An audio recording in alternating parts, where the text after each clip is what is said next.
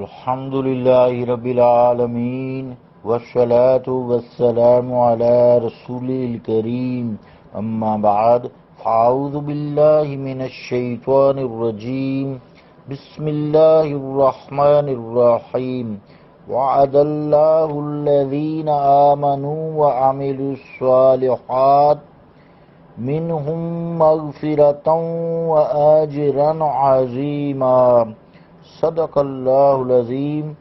واجب الاحترام سامعین، السلام علیکم ورحمۃ اللہ وبرکاتہ۔ آج گزشتہ دنوں کی طرح سورہ الفتح کا آج ہم نے آخری حصہ تلاوت کرنے کی سعادت حاصل کی ہے۔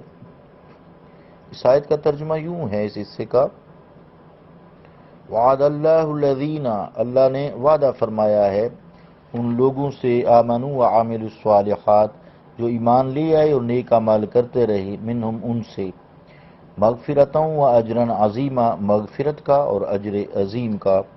اللہ کا قول سچا ہے جو بڑی ہی عظمت والا ہے۔ عزیزان گرامی قدر، السلام علیکم ورحمۃ اللہ وبرکاتہ۔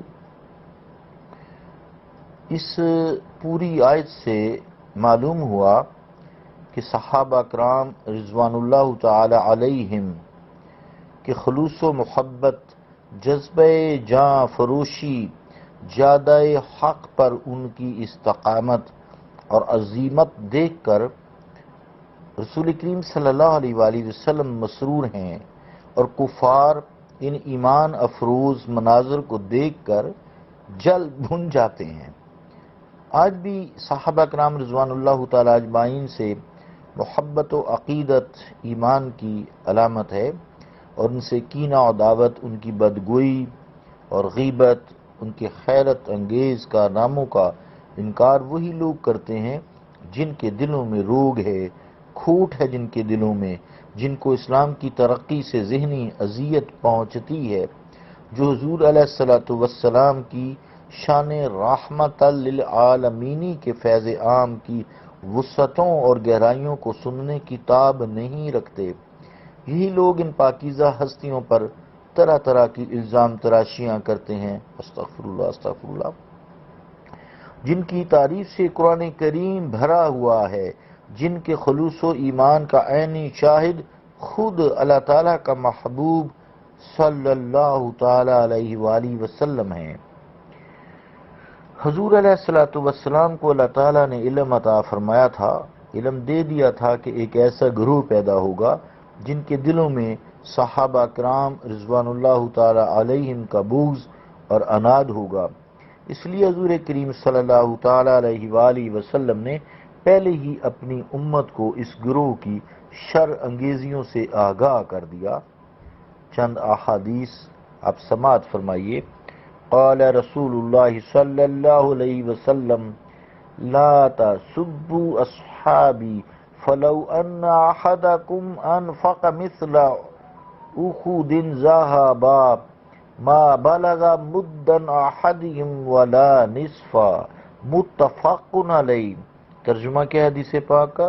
کہ رسول کریم صلی اللہ علیہ وآلہ وسلم نے فرمایا، میرے صحابہ کو برا بھلا نہ کہا کرو، اگر تم میں سے کوئی احد پہاڑ کے برابر بھی سونا خرچ کرے تو ان کے ایک پیمانہ کے برابر بھی نہیں ہو سکتا، بلکہ نصف پیمانہ کے برابر بھی نہیں ہو سکتا۔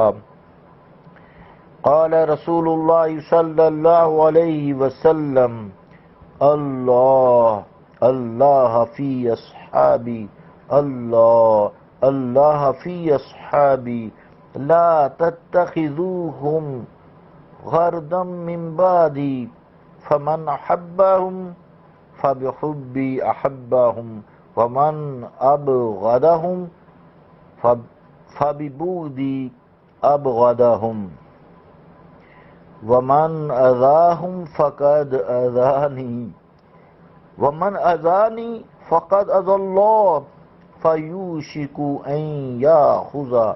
ترمذی تفسیر مزری زیر آیت ھذا جلد 9 صفحہ 38، جامعہ ترمذی باب المناقب باب فضل من بائی تحت الشجرہ جلد 2 صفحہ 226۔ ترجمہ کیا ہے حدیث پاک کا؟ رسول کریم صلی اللہ علیہ وآلہ وسلم نے فرمایا، میرے صحابہ کرام کے بارے میں اللہ تعالیٰ سے ڈرو، میرے صحابہ کرام کے بارے میں اللہ تعالیٰ سے ڈرو، میرے بعد ان کو طعن و تشنیع کا ہدف نہ بنا لینا، میرے بعد ان کو طعن و تشنیع کا ہدف نہ بنا لینا۔ جو شخص ان سے محبت کرتا ہے وہ میری محبت کی وجہ سے ان سے محبت کرتا ہے، اور جو شخص ان سے بغض رکھتا ہے میرے بارے میں، اس کے دل میں جو بغض ہے اس کی وجہ سے ان سے بغض رکھتا ہے۔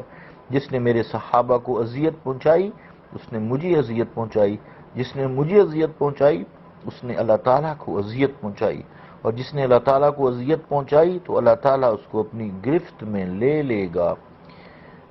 شیخ الطائفہ طوسی اہل تشیع سے ہیں، اپنی تفسیر التبیان میں لکھتے ہیں، لیغیظ بہم الکفار معناہ لیغیظ بالنبی واصحابہ الکفار والمشرکین۔ التبیان جلد 9 صفحہ 337۔ ترجمہ کیا ہے کہ کفار اور مشرکین نبی اور اس کے صحابہ کو دیکھ کر غصہ سے پیچ و تاب کھاتے ہیں۔ عزیزان گرامی قدر، جو لوگ کسی غلط فہمی کے باعث صحابہ کے بارے میں سوء ظن میں مبتلا ہیں، انہیں چاہیے کہ لیغیظ بہم الکفار کے جملہ میں غور کریں اور ان ارشادات رسالت مآب صلی اللہ علیہ وآلہ وسلم کو غور سے پڑھیں۔ اس سورہ طیبہ کی بیشتر آیات میں اللہ تعالیٰ نے اپنے پیارے رسول صلی اللہ علیہ وآلہ وسلم کے صحابہ کرام کی تعریف و توصیف کی ہے۔ آخر میں پھر فرمایا وعد اللہ، کہ کلمات طیبات سے نے مغفرت اور اجر عظیم کی خوشخبری سنائی ہے۔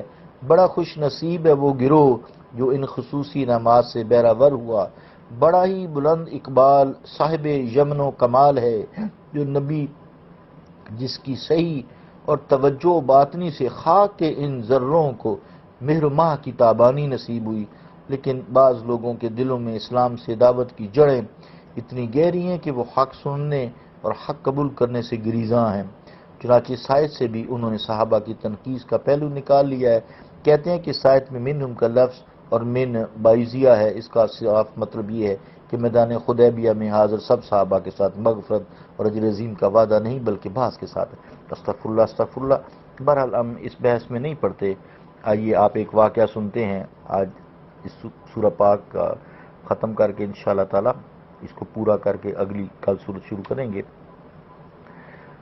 ہمارا کام لوگوں کو جوڑنا ہے، تفرقہ ڈالنا نہیں ہے، حق بات کرنا ہے۔ میرے درس کا بھی یہی مقصد ہے۔ علامہ قرطبی رحمۃ اللہ علیہ لکھتے ہیں، عمر بن حبیب محدث ایک روز خلیفہ ہارون کے ہاں تشریف فرماتے، ایک مسئلہ پر بحث شروع ہو گئی۔ ایک شخص نے اپنا دعویٰ ثابت کرنے کے لیے حضرت ابو ہریرہ کی روایت کردہ حدیث پیش کی، دوسرے فریق نے اس حدیث کو ماننے سے انکار کر دیا اور کہا ہم ابو ہریرہ کی روایات کو نہیں مانتے کیونکہ یہ درست نہیں ہے۔ عمر بن حبیب کہتے ہیں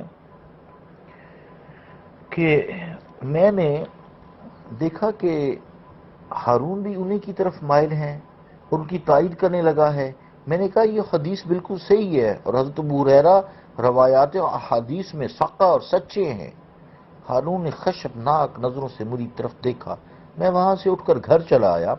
ابھی تھوڑی ہی دیر گزری تھی کہ مجھے بتایا گیا کہ خلیفہ کا خاص ایلچی دروازے پر کھڑا ہے۔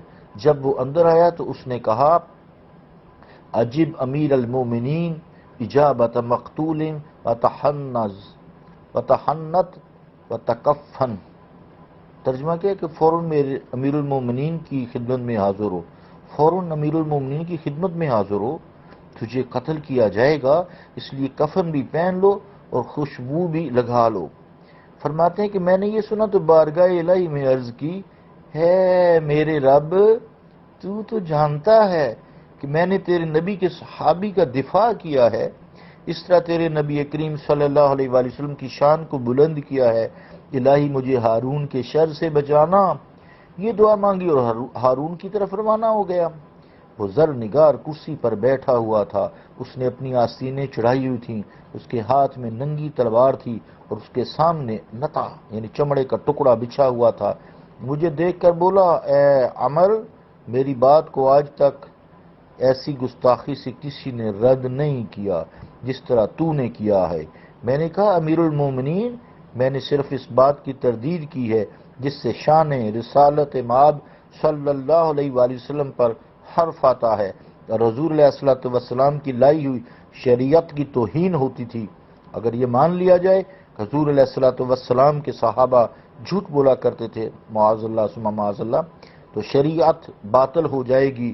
نماز، روزہ، طلاق، نکاح اور حدود کے بارے میں جتنے احکامات ہیں سب مردود اور غیر مقبول ٹھہریں گے۔ میری یہ بات سن کر یوں معلوم ہوا کہ ہارون کو ہوش آ گیا، اس کا غصہ کافور ہو گیا اور مجھے کہنے لگا احییتنی یا عمر بن خبیب احیاک اللہ، اے عمر بن خبیب تو نے مجھے از سر نو زندہ کر دیا، اللہ تجھے سلامت رکھے۔ پھر 10,000 دینار بطور انعام مجھے دینے کا حکم دیا۔ تفسیر قرطبی زیر آیت ھذا جز 16 صفحہ 298 299۔ عزیزان گرامی قدر، تھوڑا سا وقت تو ہو گیا، ایک آخری حدیث سماعت فرما لیں، پھر کل ہم انشاءاللہ نئی سورہ شروع کریں گے۔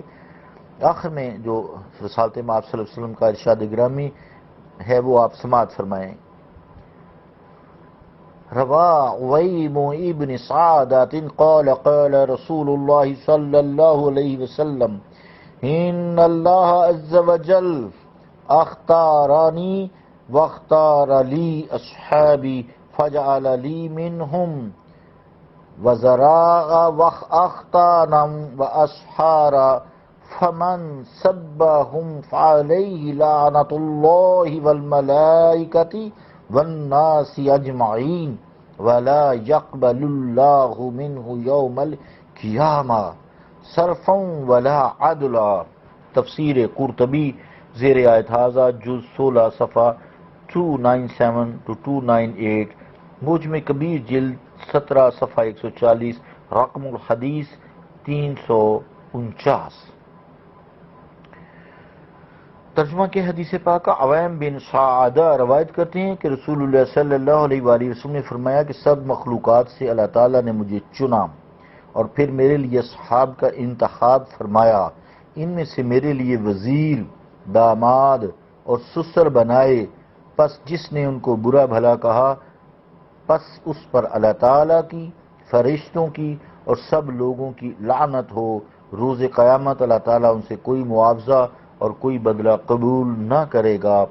اللہم لک الحمد علی جلالک و کبریائک و لک الشکر علی ما اسبغت علی من توفیقاتک و نعمائک، اسألک فضلک و رضوانک و اسألک بصفاتک الجمیلۃ والجلیلۃ و باسمائک الحسنی ان تصلی و تسلم وتبارک علی سید الانبیاء وکاف الورا حبیبک ونبیک وصفیک سیدی و مولائی وقرۃ عینی ونور قلبی وسیلتی فی حضرتک محمد وعلی آلہ واصحابہ ومن تبعہ احبہ الی یوم الدین فاطر السماوات والارض انت ولی فی الدنیا والآخرۃ توفنی مسلما والحقنی بالصالحین رب اجعلنی مقیم الصلاۃ ومن ذریتی ربنا وتقبل دعاء ربنا اغفر لی ولوالدی